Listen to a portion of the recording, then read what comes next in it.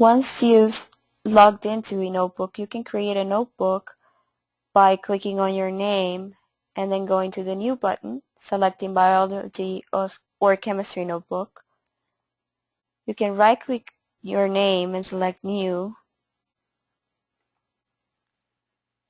The system will automatically name the notebook, but you can rename it.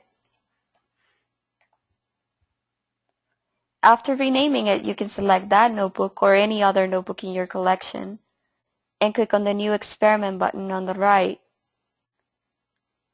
You can also go to the New button and select Chemistry Experiment or Biology, depending on the notebook you have. You can right-click the notebook as well and select Chemistry Experiment. When the experiment is created, it takes the root of the notebook name and it adds a number. The experiment will be blank at first. From the New Section button, you can have a list of available sections. Word, Excel, and PowerPoint are Office sections that allow you to import information that you already have or create your own Word, Excel, or PowerPoint documents. Capture Image allows you to import PDF files. And the Reaction section allows you to put all your reaction information. It has a few fields, so we're going to comment on those. First one on the top, if you click on the white space, you will get a ChemDraw activated field and the ChemDraw toolbar on the left. You can draw your reaction using the toolbar. You can use the right-click menu here for all the menus for ChemDraw. Let's draw a simple reaction as an example.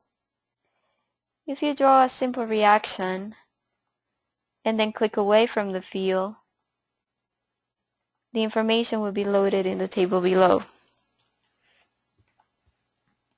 It will load the reactant and product's name, molecular formula, weight, formula mass. You can enter other property information like volume. You get a drop down here with different kinds of units you can choose from. If you enter volume and density as an example, you will get sample mass and moles, reactant mass. All of that auto-calculated by the system. It can be changed.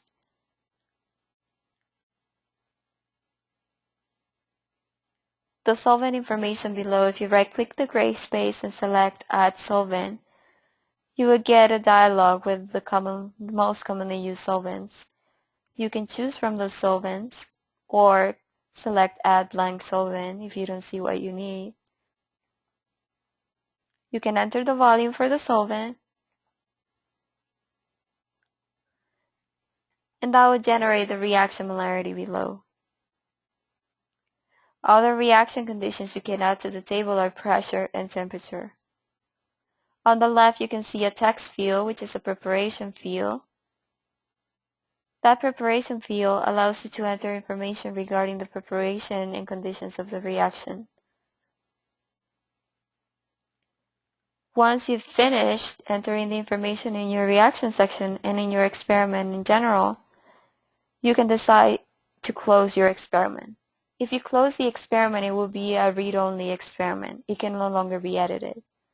To close the experiment, you can go to the transition button on the top and select Sign. You will also see the Sign and Keep Open option, which is to keep the experiment open and you will be able to continue to edit it. If you select Sign, you will get a prompt for your password. Then you can click on Sign. You will get a list of all the users that are available to play the role of witness. You can select your witness and click OK. The experiment will be automatically closed. As you can see on the lower left corner, it has a lock icon. If you open the history panel, you will see a signed stamp on the experiment as well. If you have been selected to be another person's witness, if you go to the home page by clicking on the home button, you will see an entry on the awaiting section.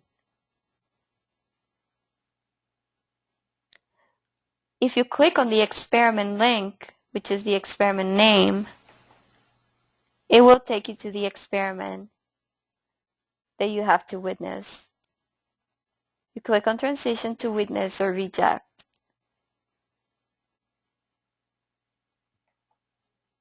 Your experiment will be waiting on the other person's section as well. Once the experiment has been witnessed, it will disappear from the list. That will be your indication that the experiment is already countersigned. Another good feature about eNotebook is the ability for you to search information throughout the database that is either yours or from somebody else's. If you click on the search button, it will take you to the search engine that eNotebook has. You will see 3 buttons.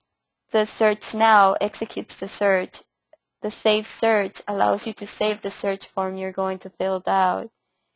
And the More Options button gives you the 3 different options that you have for query forms.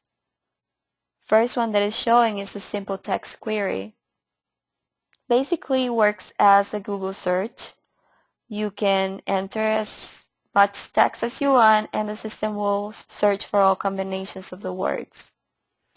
If I say training and hit search now, it will search for anything in the system that I have access to that has the word training on it.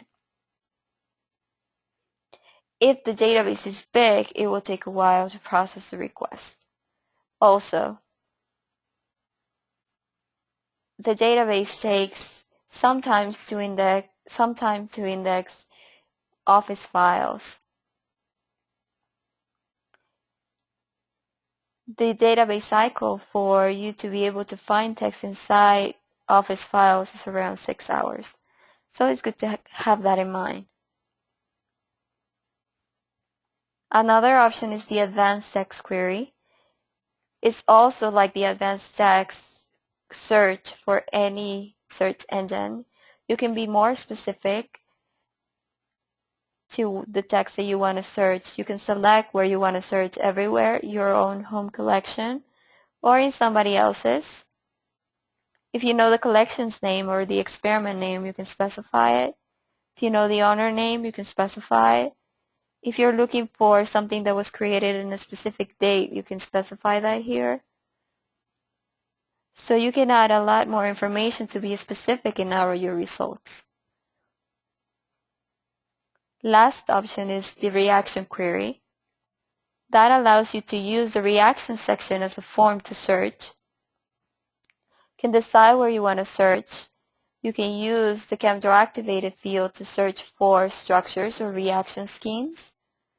This can take as much specification as you have entered in your reaction scheme.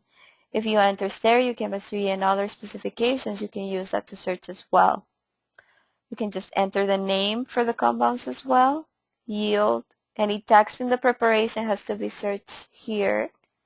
Solvent information or reaction conditions. Once you fill your form, you can just hit search now.